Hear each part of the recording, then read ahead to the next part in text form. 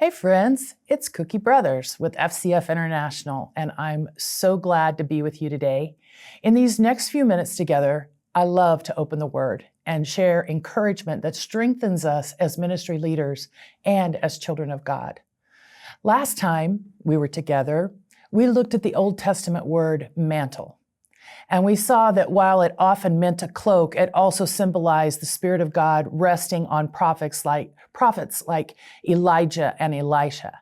It was a visible sign of God's calling and power for ministry.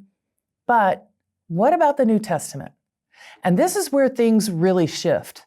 The word mantle doesn't appear at all in the New Testament. And we never see one minister pass their calling on to another through a garment or a symbolic act. Instead, first thing we see is Jesus himself, the head of the church, giving gifts to his body. Ephesians 4 tells us he gave apostles, prophets, evangelists, pastors, and teachers for the building up of the saints. Now, when Paul spoke about finishing his course, he never told anyone to come claim his mantle. He simply urged others to run their own race, to fulfill the assignment that was given to them by Christ.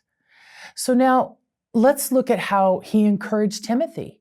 In 2 Timothy 1:6, he says, "Stir up the gift of God, which is in you." Notice Timothy didn't inherit Paul's gift.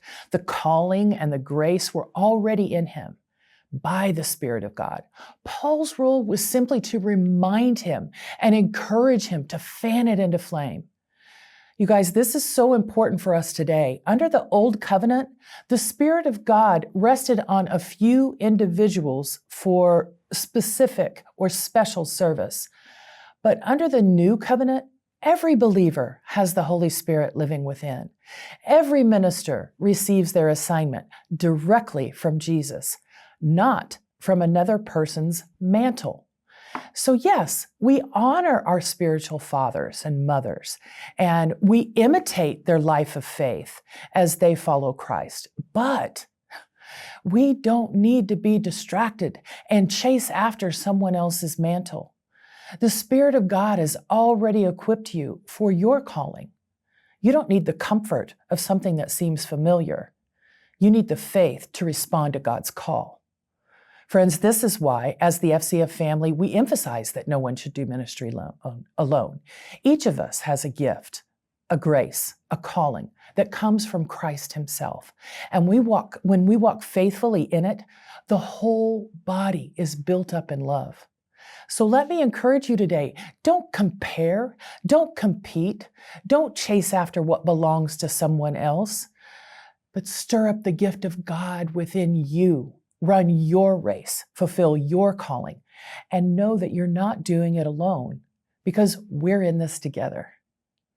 Thanks for joining me today. I pray this word strengthens and steadies you. And until next time, keep walking faithful to the call you've received.